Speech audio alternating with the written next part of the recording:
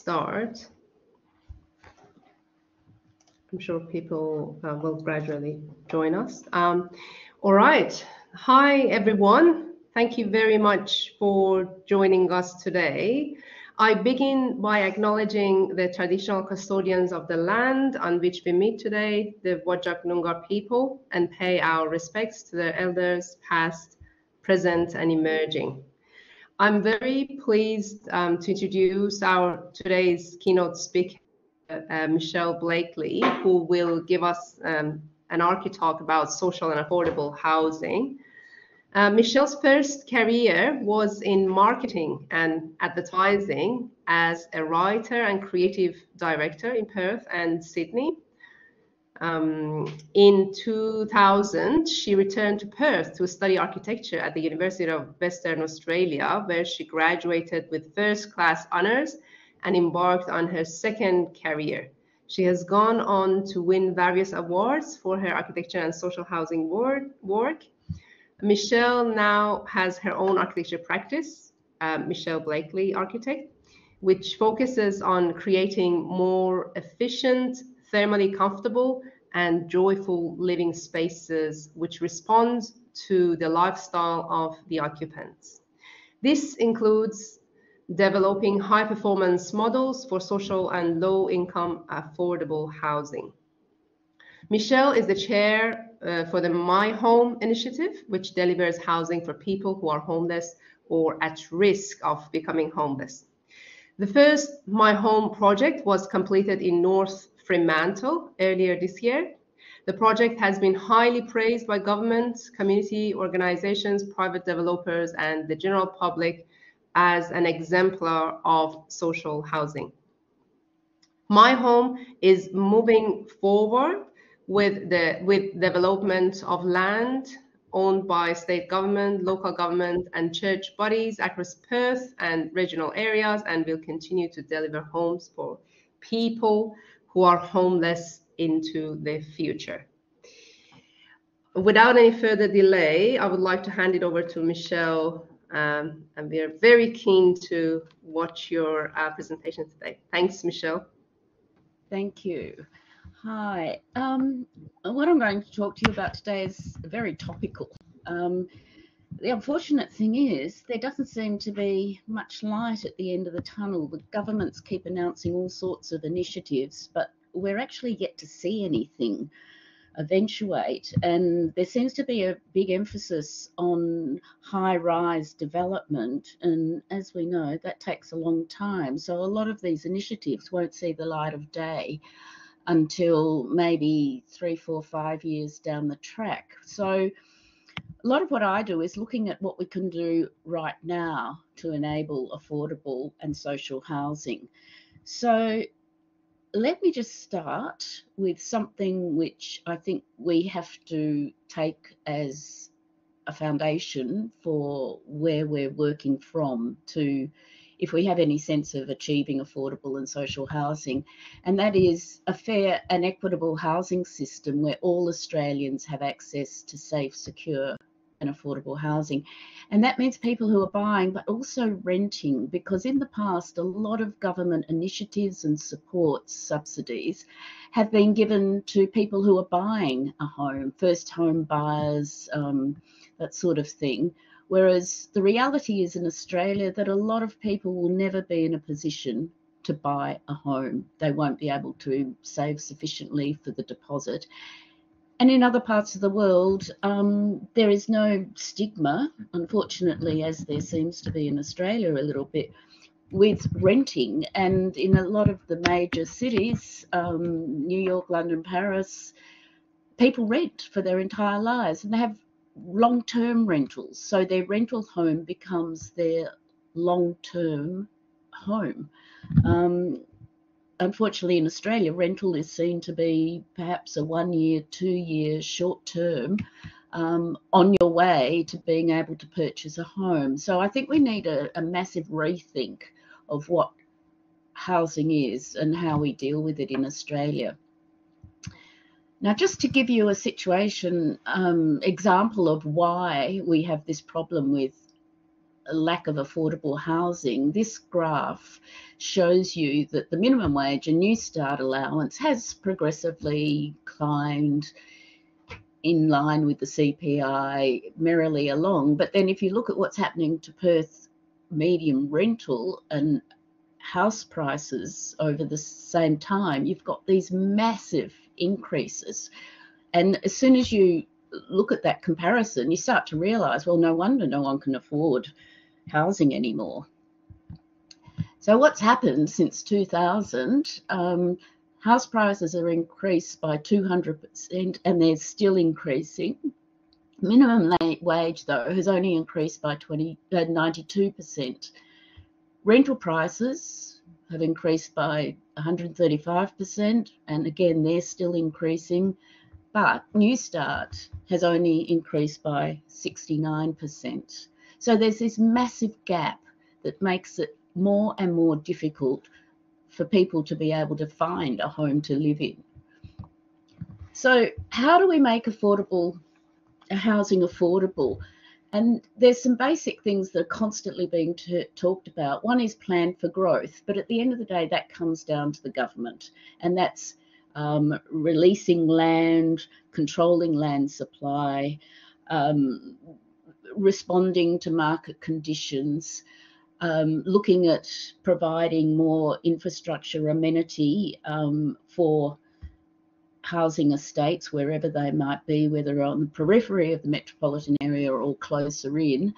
Then there's elimination of regulatory barriers, which has come under a lot of scrutiny. This is the planning policies, the restrictions, the zoning that restricts you from putting more than one house on a lot. These sorts of policies, which again come back to the government. We as an industry, whether it's architects, property developers, urban designers, can make suggestions, but at the end of the day, it's the government that has to make amendments to the policy and pass policies to enable more diverse housing. And the third area is basically improve affordability. And we say, well, how do we do that? And this is where architects, urban designers can come in and actually work towards improving affordability. And that is making more or providing more choice of housing typologies and working with builders and developers to do that. Creating more demographically appropriate housing, so getting away from just the idea of one house on a block of land or high-rise, high-density development. What are the other housing responses that respond to the demographics of where you live, how you live, and your lifestyle? And thirdly, better design. And that comes back to how can we get more out of the footprint that we're building? What can we do better to reduce the cost of housing? And that's pretty much what I'm going to focus on today, because obviously all these things are discussion unto themselves. So I think there's this thing called size inflation. And to me, it's a critical part of the affordability problem. And if we quickly look at the home size, the average home size of Australia versus other countries, we can see that we have the largest houses in the world. And we're not just looking at Australia versus third world countries or whatever, we're looking at Australia versus United Kingdom, Germany, United States, Canada. We are bigger, even bigger than what we often think of as the McMansion in the United States. And you have to ask, why do we need so much space to live in? And how have we got to this stage where we are living in houses that are so much bigger than everywhere else? So I went through a little exercise and I went back and thought, okay, well, let's look at the houses that people used to live in Australia. And I drew up the floor plan of my nana's home in North Perth, in a street that has now been very gentrified. The house that you're looking at now has a whacking big second story on top of it. But this was a house for mum, dad and two children, had 2 bedrooms, kitchen, living area, sleep out at the back. At some stage, as the children got older, that sleep out was divided in half, and half was given over to effectively a third bedroom. And also the front veranda as well was quite a big space. Then I looked at my grandma's house. I loved this house. It was in Scarborough. It was like a similar footprint layout to the Broome bungalows, big veranda front and back, living room in the centre, which was always very cool because it was completely protected from the sun by the other rooms. Again, there were 3 children, and 2 of which were twins, so they shared a bedroom. Another bedroom for the parents, kitchen, bathroom, and then this house, which is where I grew up in Scarborough, and again 100 square metres. So we're looking at a house, 85 square metres, 100 square metres, 100 square metres for the typical family with 2 children. These people weren't poor. These were pretty average, blue collar, comfortable people. They didn't consider themselves disadvantaged. They didn't consider themselves living in a small home. They were pretty standard. So this one again, mum, dad and 2 children. The 2 girls shared the second bedroom. The veranda at the back, later on, one end got divided up, and that was where mum's sewing room was.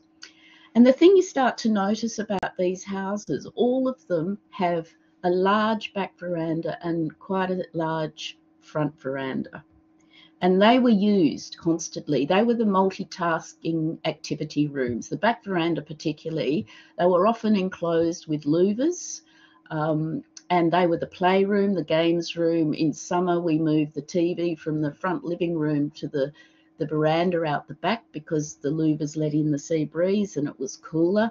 They were the party rooms. They were the drying rooms in winter when you couldn't get your washing dried, and on it went. The other thing about these houses is that the toilet was always separate to the bathroom, and the toilet tended to be attached to the laundry. So when you went to the loo, you could come out and wash your hands in the laundry trough. So again, there's sort of this multitasking thing happening. And then I went from those houses, and my memory is that they were comfortable houses, they were good houses to live in, to this house. And I went through and did an exercise of looking at various websites of project builders, the most dominant project builders in the Perth market. And this was very typical. In fact, this and a lot of them were much, much bigger than this.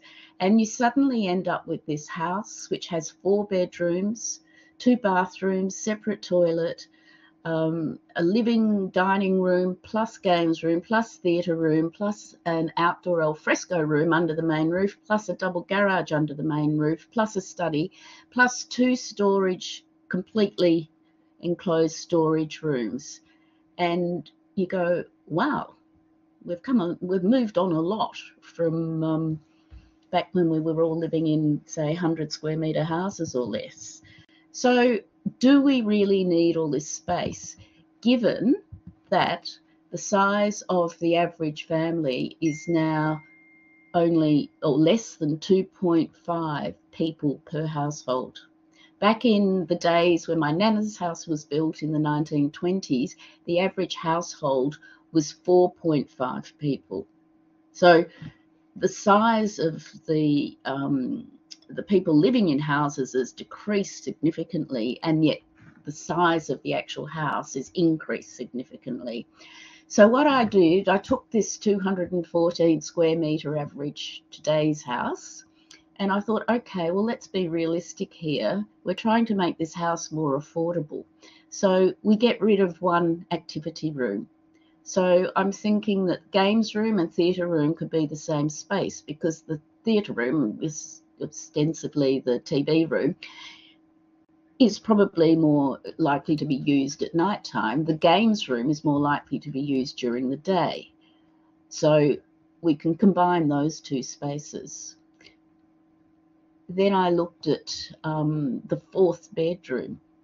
given that we only have 2.5 or less people in this house, why do we need 4 bedrooms? That means that their parents are in one room, the child safe is in another room, and then you've still got a spare 3rd bedroom for a guest. And then I got rid of one of these storage rooms and placed the storage on a blank wall. Because if you think about these enclosed storage rooms, they're actually taking up a lot more space than what they can store, because you've got to walk in and then you've got to have the space to move around with the shelving on either side. So if you've got cabinetry against a wall, you're saving yourself that requirement to have space to move because you're already standing in the room. And then looking at the garage, it amuses me that we're quite happy to take our car and park it in a car park during the day when we go to work, park it in a car park during the day when we go shopping, park it in a car park when we go to a sports event or whatever it might be, out in the open, rain, hail, sunshine. But then when we bring it home, it's like we tuck it away in its own little bedroom, close the door and put it to sleep for the night. And it's like, why? Because that garage is usually about double garage, 36 square metres. That's a lot of building that we could save. So when I took these things away from that 214 square metre house, I've saved 53 square metres. And what does that mean? That means almost 25% of the footprint of the house. It's a 25% cost saving. Nominally, that would be $70, and I've been quite kind in working out the metre square rates here. So I suspect it's probably going to be even more than $70,000. So suddenly, that home becomes more affordable. And so we take, again, this modern 240 square metre home and we realise why it's just not working with the context of where it's meant to be sited these days. It's not working with medium density development, particularly in our more inner city suburbs. It's not working when your average lot size is 384 square metres, because by the time you put that house on and you put in a driveway, there's not that much room left for garden and trees, and particularly larger trees. Certainly doesn't work with the micro lots which are being zoned for places like Ellenbrook, which are only 80 square metres. So you have to go up, and then of course going up becomes expensive, a construction exercise. It doesn't work with restrictive zoning, where we're asking to look at different types of houses within the same zoning area. It doesn't work with encouraging more trees and outdoor spaces. It doesn't work with maximising the ability for direct sunlight and fresh air and ventilation to interact with your house. And to me, it sort of reduces the ability of the house to breathe. And also the double garage driveways, just a hard surface creating a heat sink around the house. And, you know, there's just so many other ways we could house our cars, in carports, tandem parking, these sorts of things, where we don't have to allocate so much hard surface to the use of the car. So, excuse me, that's the space that we're looking at and how to reduce that. Excuse me. But if we just, I won't go into this in much detail because it's, again, as I say, it's a whole different area unto itself. But if we look at medium density and how we can reduce the size of housing so that we can, sorry, got a frog in my throat.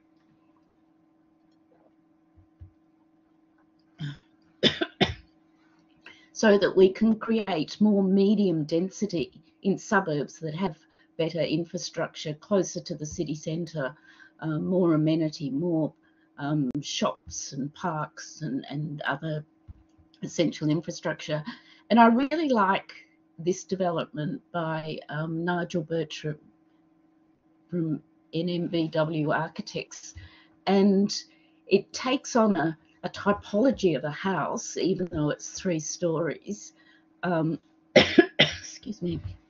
But what the beauty of this house is, what happens in all these apartments, is what happens inside, because the apartments have been designed in such a way that the occupant can arrange the walls in any way they like. So you could have total open plan, you can have 2 bedrooms, you can have 1 bedroom, you can have an enclosed dining area. It's totally up to you what you do with it. So when the people purchase the houses, there's simply an arrangement of stud walls that allows the variety to happen. The other project I really like is by Matt Delroy Carr, a Fremantle architect. And this is affordable housing, 2-bedroom houses in, I think it's Hamilton Hill. I was going to say White Gum Valley. No, it's Hamilton Hill. And this again is a very gentle way of introducing medium density into a suburb.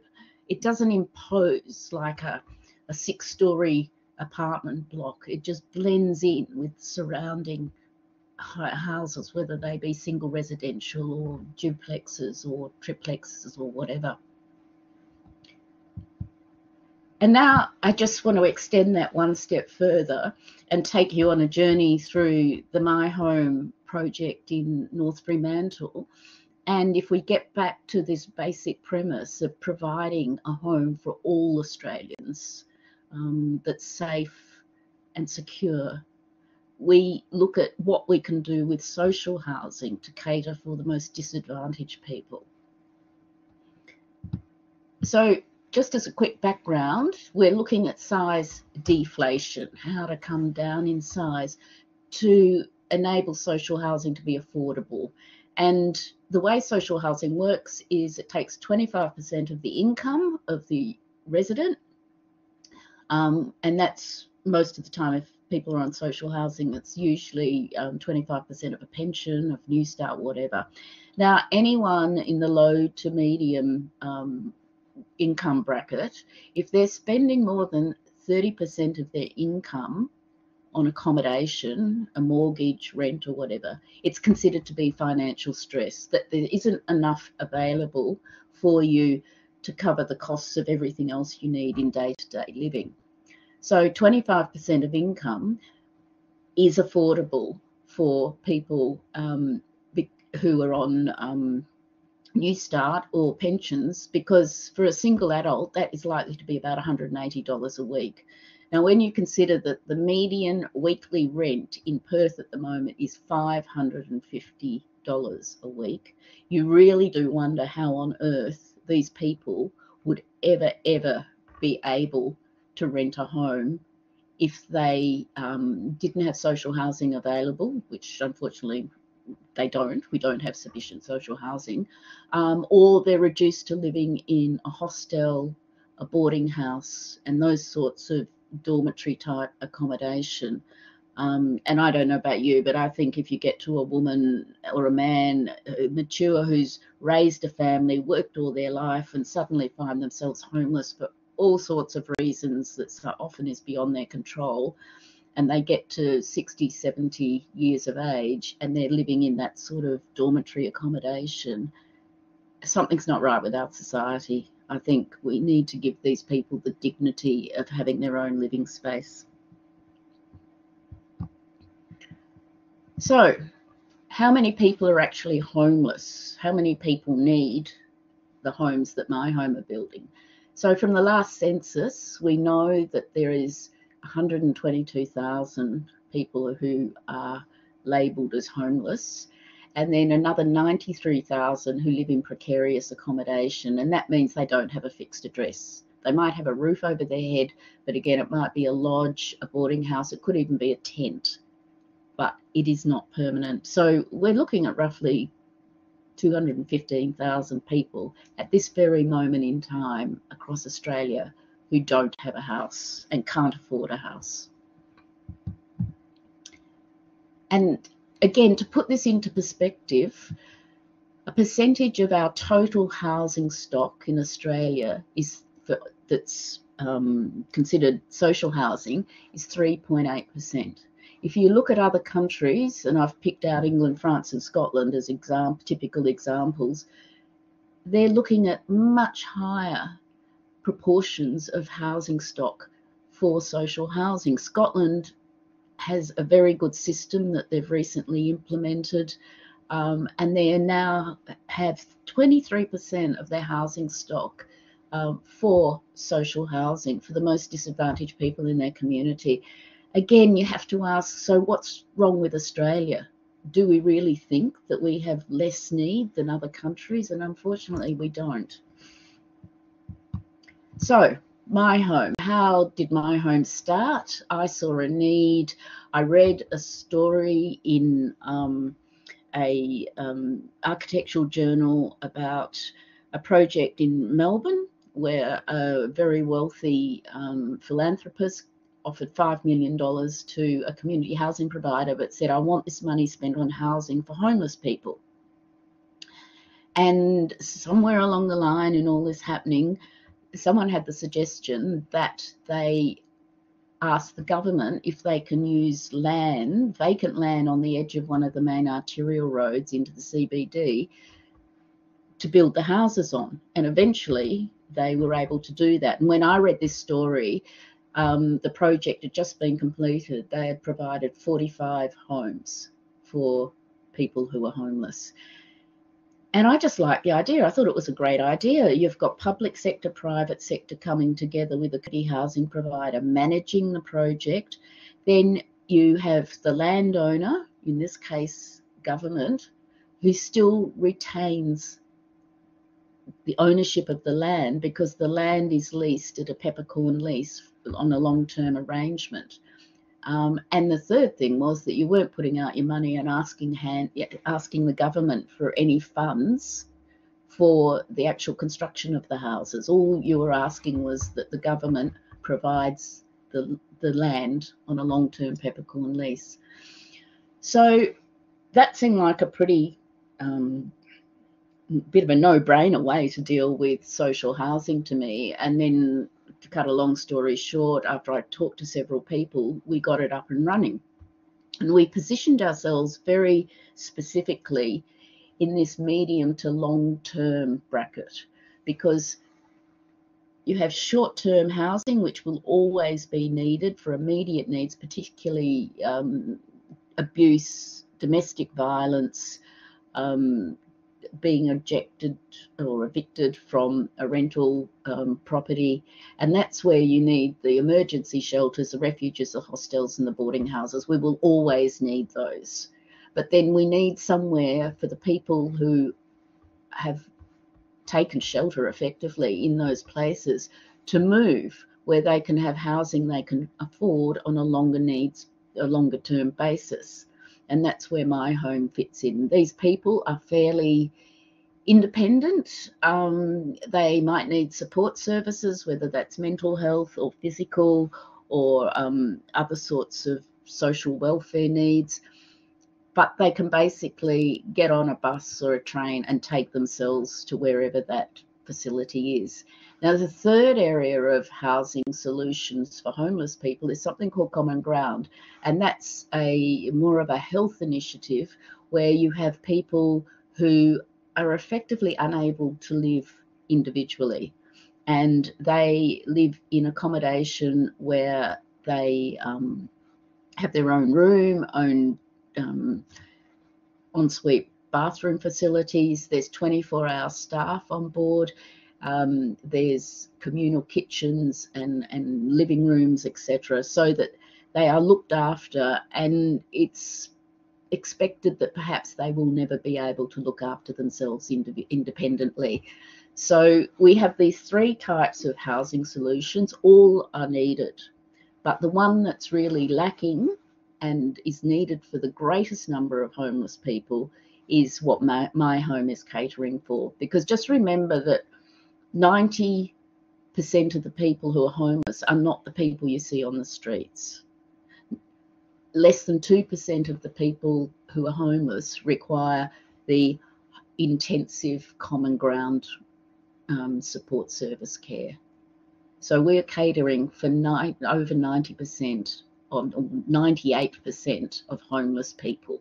And those people need a home and they need support services. So my home is based on 3 basic premises. The first one is, if you take away the cost of the land, housing will become more affordable, because land is quite a significant portion of the total housing cost. The second premise is that it's based on housing first, which is regarded in the Western world certainly as the best response to homelessness. And that is that you start with a permanent home, you give the person a home, but you must provide wraparound support services, because the reality is, of anyone who's homeless has had some sort of trauma in their life, and they are likely to need support. And it's been proven with various studies that if you just put a person into a house and slap them on the back and say, there you go, start a new life, it doesn't work.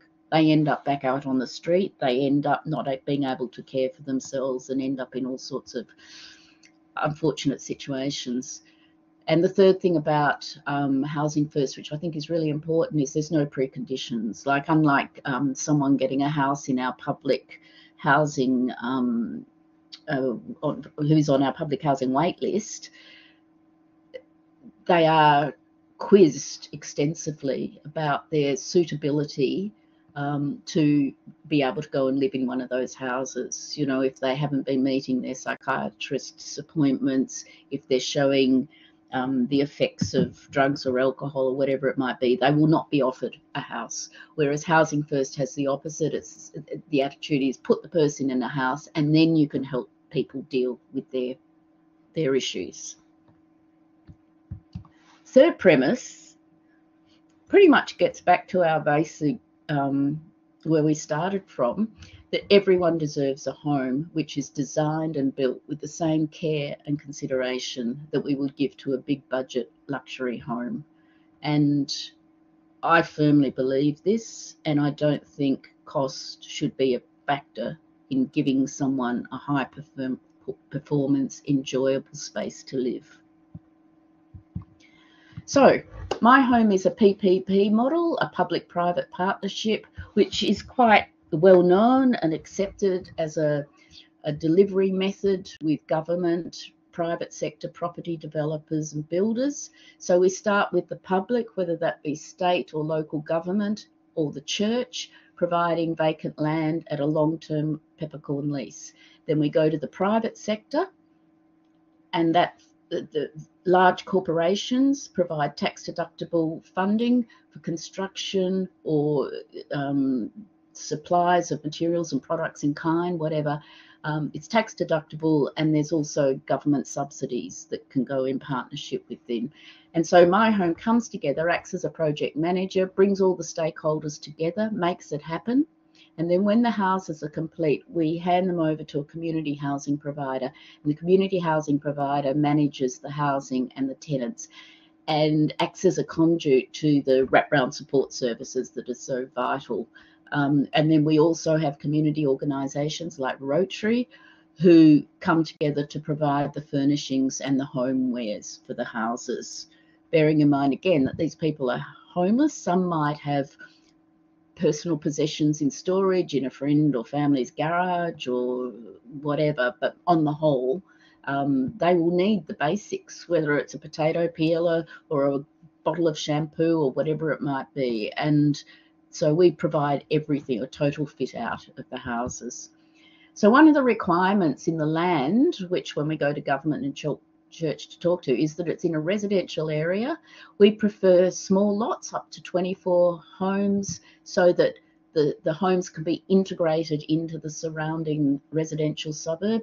Must be close to public transport, because again, these people have been homeless. Often they don't have a vehicle. Close to basic retail, so they can walk down and buy their milk and bread. No latent conditions, because latent conditions cost money, and that might be limestone, unexpected problems with the sewer connections, all sorts of things that architects and property developers and builders are constantly dealing with. And a long-term lease is important. These homes must be permanent, and so that the residents can have a sense of ownership and know that they can stay there indefinitely. I must hurry, we're almost at 40 minutes, good heavens. So we always create community. We always include in our developments a barbecue, outdoor living area, seating. We always push the parking to the perimeter so that we can maximise green landscaping and minimise the heat sink, which occurs when you've got lots of driveways running up to each house to provide a garage or a carport next to the house. We have well-being gardens, so sensory gardens with plants that feel good. And as you walk through down the path to your home, the journey through the garden is an enjoyment in itself. And we use plants for privacy and defining private spaces. We try to avoid fencing as much as possible. We have vegetable gardens and fruit trees, which the residents can obviously make use of. We have shared drying areas and storage areas. And if the site permits, we will have an enclosed playground for small children.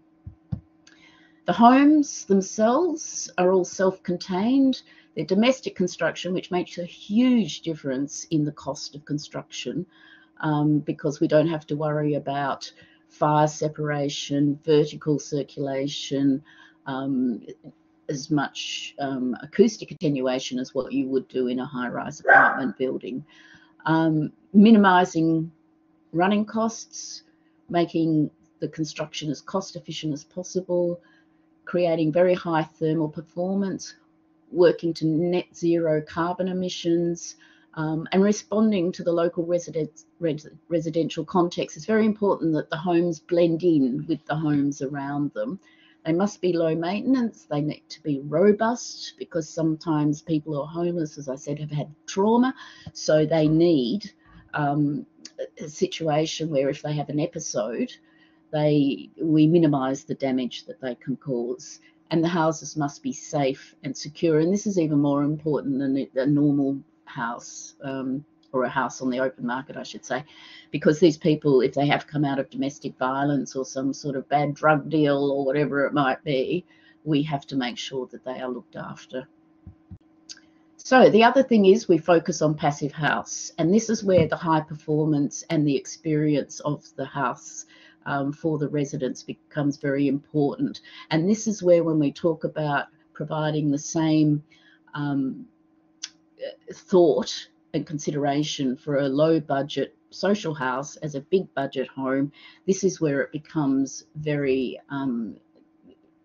we can start comparing apples with apples, because with passive house standards, we do have above standard insulation, we have airtight wall membranes so that we have control of the internal thermal performance. We have double glazing, we eliminate thermal bridging, so we use timber structural members, and we have an interior fresh air exchange, so there's no air conditioning required. The fresh air exchange we use operates on the same amount of energy as one LED downlight, and we all know that the air conditioner is the greatest user of energy in a house. So if we get rid of the air conditioning, we have solar panels with batteries, we share heat pump hot water systems, we basically mean that the residents do not get power bills.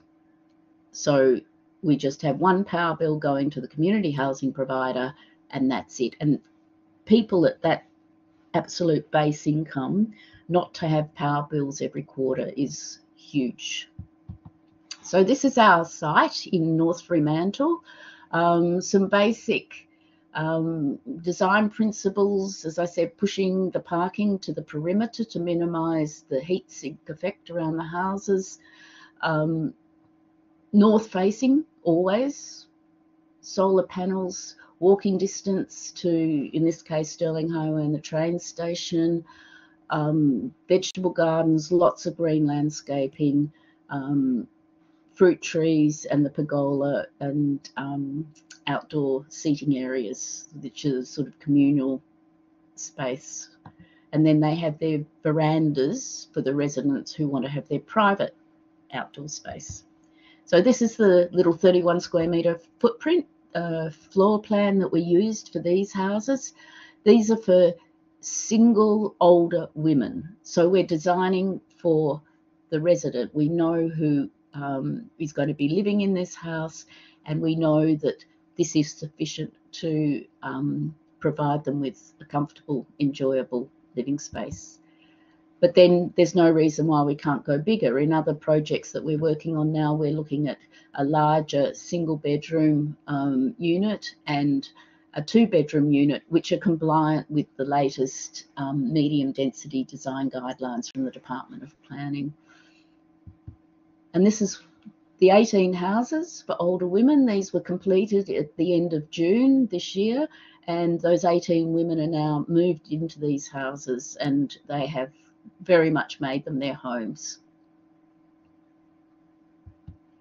And the interior of these houses, and I haven't got time to go into the little touch, the thoughtfulness of these houses, but they all have raked ceilings so that wherever you are in that house, you feel like it's much more spacious than the actual 31 square metres.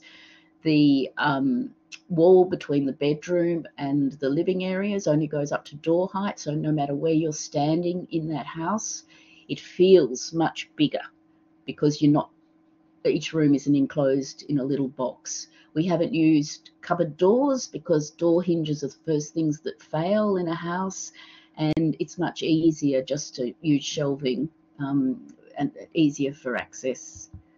And just quickly, this is how it happened. So we started with this empty lot. It was cleared, compaction, and while that was happening, the prefabricated timber panels were being fabricated out at the plant in Kewdale. They are fabricated with timber stud, insulation, airtight membranes, openings for the doors and windows, external doors and windows. And then the cladding is added, the external cladding, and the timber, the door frames and window frames are also added in. So we end up with these panels. And you can even see that's one panel for one wall. So we ended up with 8 panels for the houses at North Fremantle, 4 walls, 2 floor cassettes and 2 roof cassettes. And then back down, while that's all happening, back down at the site, we have the footings going in place, ready for the floor cassettes. And then the truck arrives, a bit like an IKEA flat pack, with all the flat packs on the back of the truck. A crane hoists them into position.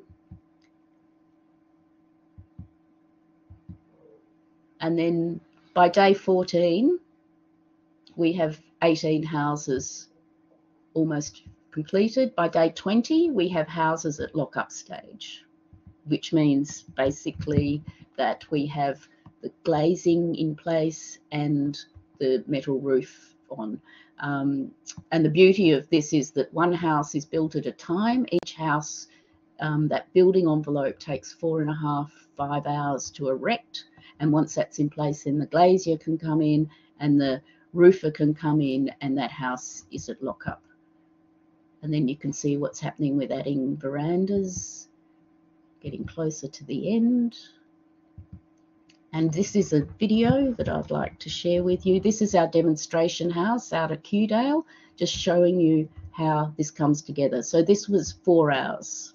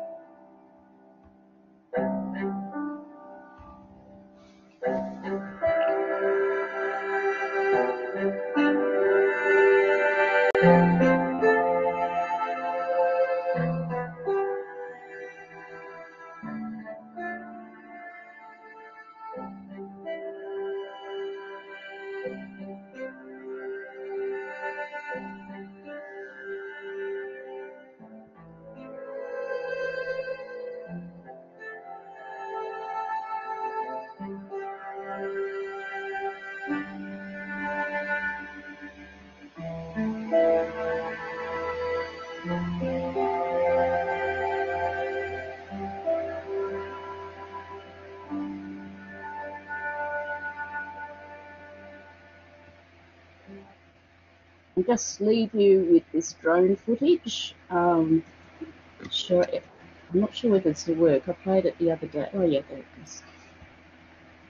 So these are 18 houses in North Fremantle with 18 older women who were homeless now living in them.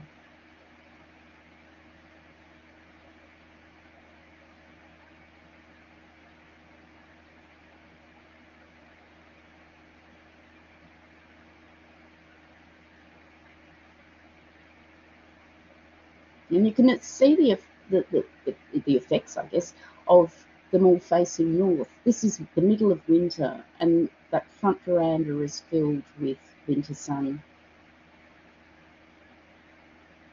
And we've used the solar panels as the veranda roof, which again saved money because we didn't have a complete roof and then put the solar panels on top.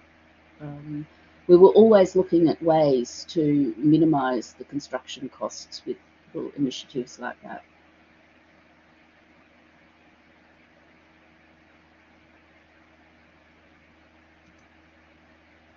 And that's me. Thank you. Fantastic, Michelle. Thank you so much.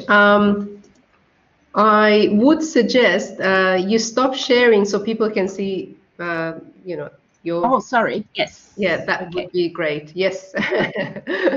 Very inspiring. Thank you so much. You definitely have made a significant impact on many people's life.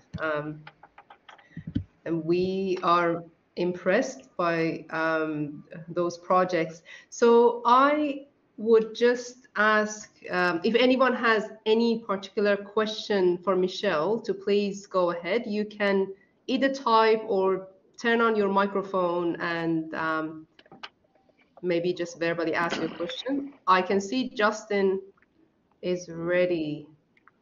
Hi, Justin. You turned on your microphone, so I thought. I did, yes, I did. Hi, Michelle. Thanks very much. That was really good.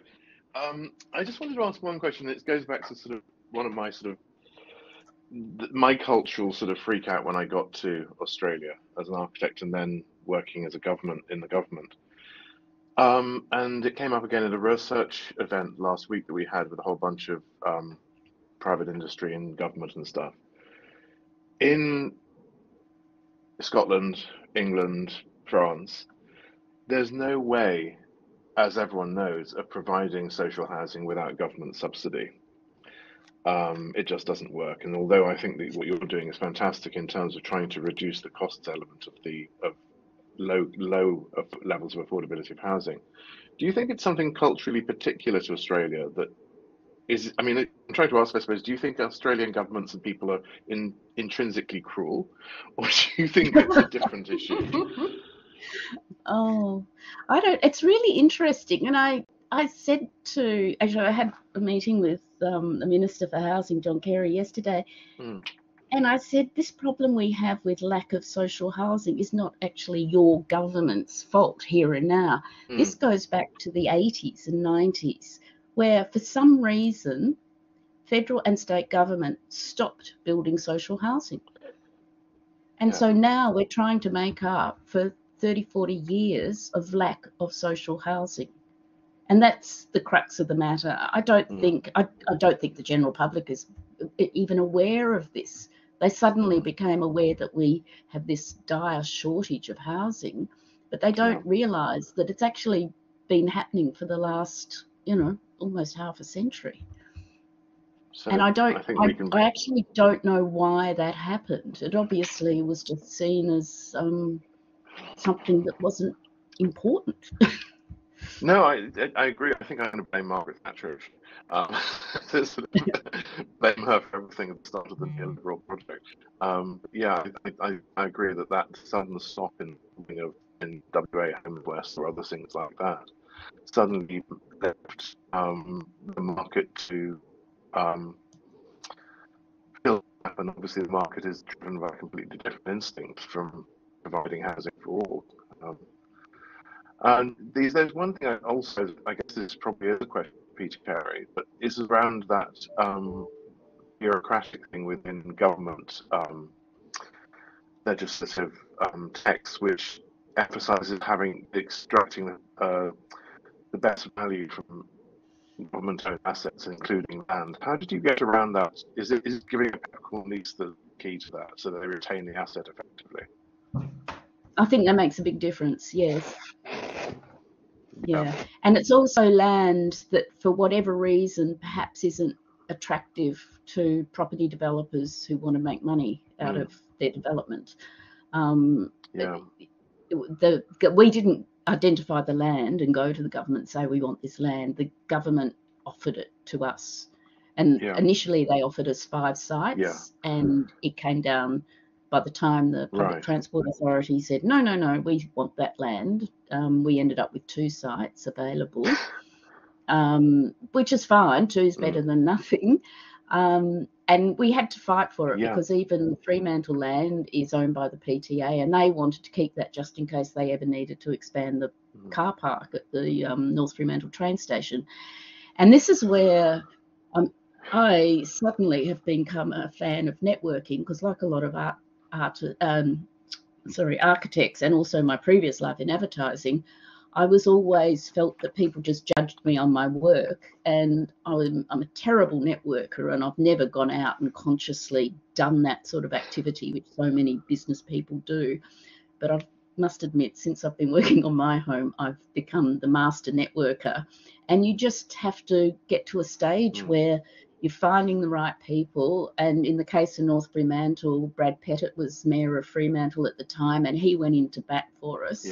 And it worked. And it's really not easy. A lot of my home, the intention was not just to provide houses, which is obviously very important, but also to demonstrate to government how to do it. And I think now that we're not talking about blue sky, we actually have a project that we've delivered.